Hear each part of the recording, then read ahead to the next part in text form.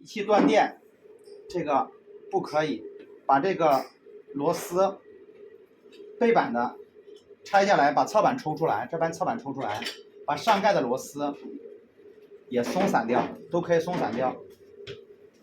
然后这边有一个前脸儿，这边有个前脸，大概这边有螺丝，1、2、3，上面有螺丝，这边包括下边。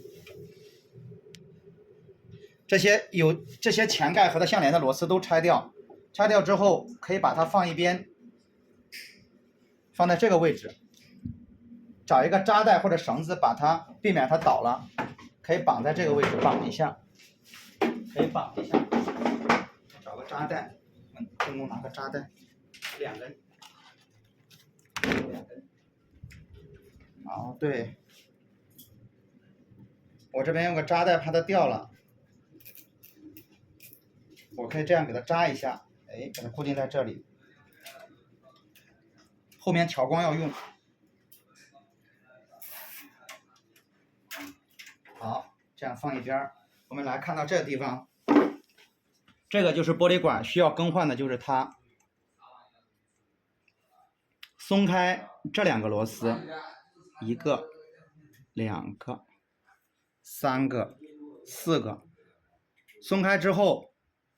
这个玻璃管是晃动可以拿出来，然后需要把这个地方连接的有东西把它剪开，下面这个地方连接的东西有剪开，这边水管我们还没有接，把它拔下来，这是水路，这边也有一个水路，给它剪开，也就是说需要断的地方有3个地方啊，第一水路，第2电路，第3螺丝固定，然后就可以把这个激光管把它斜着抽出来了。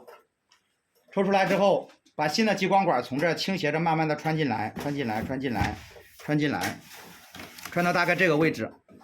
这边的话大概就是1拇指多一点点，看到没有？1拇指多一点点。拆之前这地方可以大概做个标记，因为要调光需要。用力压着它，把这4个一定要压紧，压到什么程度呢？这4个给它压紧，压到你用力转这个东西是转不动的。你看，我用了比较大的力，是丝毫不动的。这是用很大力，这个激光管是不会动的啊。这边4个螺丝拧紧之后，把这个水管原来是什么样的位置还是什么样的位置，把它水管接上，上面接上面的，下面接下面的。然后电路这里。需要用到专业的锡，然后缠绕它过上锡，焊上去之后轻轻的拔一下，不能掉，这个地方一定不能掉啊。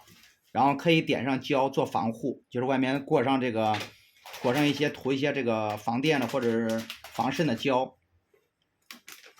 这边就下面接完，也就是说3个地方，电接好，水接好，螺丝固定好，然后接下来我们就要进行调整了。